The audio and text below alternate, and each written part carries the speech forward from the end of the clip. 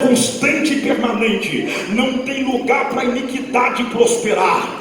Não tem lugar para o litígio prosperar. Não tem lugar para a vergonha. Não tem lugar para o juízo pervertido. Não tem lugar para a lei frouxa crescer, para a lei frouxa prosperar. Porque aonde Deus fala, aonde Deus age, aonde a tua voz é ativa, não tem lugar para nenhum desses males conseguir ter ascensão, prosperar e crescer. É por isso que o profeta Abacuque está desesperado, porque o profeta Abacuque está falando para mim e está falando para você assim: olha, Senhor Deus, enquanto tu falava no meio do teu povo, enquanto a tua voz era ativa no meio do teu povo, o pecado não tinha legalidade no meio do teu povo.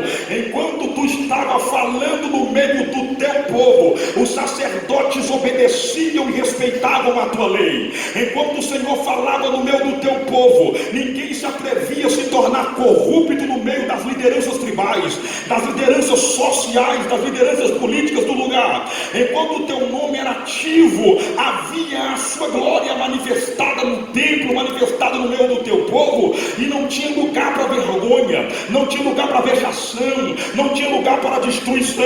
Mas quando o Senhor se calou, quando o Senhor não falou mais, operou-se, levantou-se, todos esses termos que eu falei aqui: vegetação, destruição, violência, litígio. Então o profeta Abacuque se desesperou. Olha aqui para mim e entenda uma realidade: o profeta Abacuque é uma voz anônima no meio de uma grande massa que se acostumou com o silêncio de Deus. O profeta Abacuque é de fato um diferencial no meio de uma massa que está dizendo: enquanto todos se calaram e estão nadando de braçada no meio de toda essa corrupção, no meio de todo esse pecado, diante de todos que se calaram no meio de uma corrupção, de iniquidade, eu não vou me calar, pois eu não consigo me contentar com o silêncio de Deus. Eu preciso ouvir Deus falar todos os dias, todas as horas. Olha aqui para mim e entenda essa realidade, por favor. Eu não estou nesta noite aqui para generalizar, mas eu gostaria que você entendesse que parte da minha geração não consegue discernir, não consegue entender ou definir quando Deus está falando ou quando Deus está calado, quando Deus está em silêncio ou quando Deus está falando. Não confunda barulho, não confunda movimento com Deus falar, não confunda bolinho, não confunda focos de que parece que Deus está falando, mas Deus não está falando. Coloca isso na sua mente. Nem sempre quando um pregador está falando no nome de Deus, Deus está falando. Nem sempre quando o cantor está cantando hinos em nome de Deus, Deus está falando.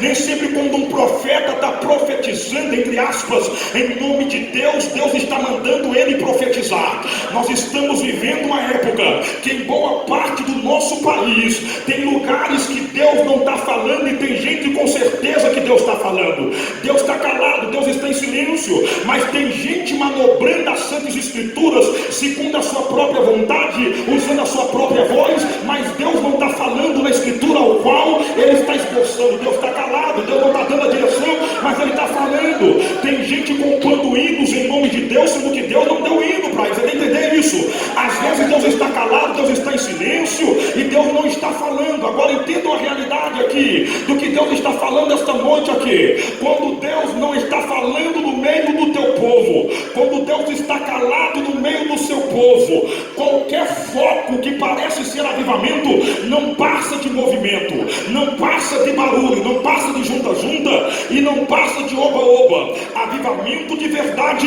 é o lugar onde Deus fala. Avivamento de verdade é o lugar onde a voz de Deus está ativa. Avivamento de verdade é o lugar ao qual Deus tem de fato a sua palavra como prioridade no meio do seu contexto, ou no contexto da igreja está vivendo. Olha aqui para para mim, se tem uma geração que se deveria preocupar com o silêncio de Deus, é a minha geração. A minha geração precisa constantemente se preocupar com o silêncio de Deus, entender e buscar da parte de Deus e clamar ao eterno céus, dizendo: Senhor, dai-me para mim ouvidos afinados pelos céus, dai para mim ouvidos absoluto, para me entender quando é que o Senhor está falando, dai-me sensibilidade para me entender quando é que o Senhor está falando na boca de um profeta, através de um pregador que está pregando, através de um levita que está adorando. Dai-me sensibilidade para me compreender, porque tem gente fazendo algo aí, tem gente reagindo aí em situações ao qual alguém fala no nome de Deus, sendo que Deus não está falando. Nós precisamos urgentemente de nos preocupar com o silêncio de Deus. O problema é que boa parte dessa geração já perdeu a sensibilidade.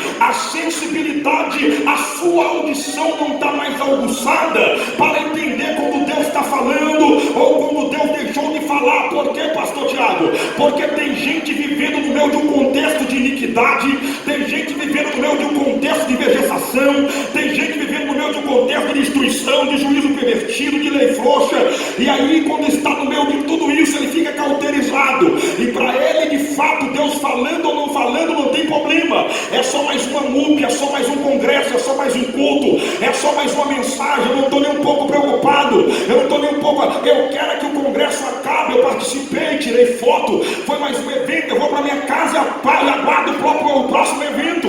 Quem não está preocupado com a voz de Deus, também não está nem um pouco preocupado em que Deus salve hoje, que Deus batize com o Espírito Santo, em que Deus salve, em que Deus dá dons espirituais. Por quê, pastor? Porque está totalmente cauterizado, ele não consegue mais definir quando Deus está falando ou deixou de falar, nada toca ele, nada mexe com ele. Você pode cantar hinos aqui espirituais e não são de Deus, que não mexe com ele. A mensagem pode ser direta, a mensagem pode ser mensagem de consolação, a mensagem pode ser mensagem de juízo, que não toca nele, que não mexe com ele. O coração dele permanece duro, o coração dele permanece intacto do jeito que está e não se quebra e não se derrama diante do Senhor. É uma geração, boa parte dela, que se acostumou com o silêncio de Deus. E vou dizer algo para você: nós poderíamos nessa geração, segure aqui, eu não estou generalizando, mas quem entende aqui vai pegar o que eu estou falando.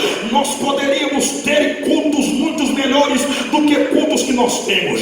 Nós poderíamos oferecer cultos melhores do que nós oferecemos. Não estou falando apenas em cultos de congresso, em cultos de encontro onde se reúne um grupo. Eu estou falando de cultos diários, cultos da semana, cultos do final de semana, os cultos mensais, os cultos anuais.